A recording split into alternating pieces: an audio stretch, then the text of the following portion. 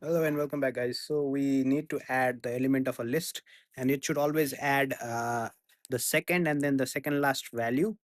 So in order to do that, we can simply do return, and whatever the list will be numbers, right? And it'll be two. I mean, 0, 1, right? So we want the second value from there. Plus, we want numbers and then -2, right? We want the second last element to add always. So if we check, it should work. All right. Yeah. Basically, in this case as well, it works. So -10 will be there, and then -5 will be added. Yep.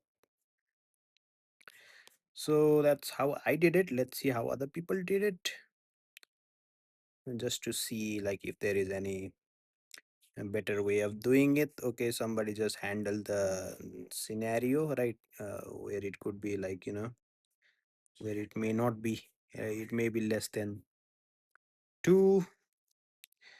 Right. Yeah, I think other people have done something similar, pretty much similar, just some error handling kind of stuff.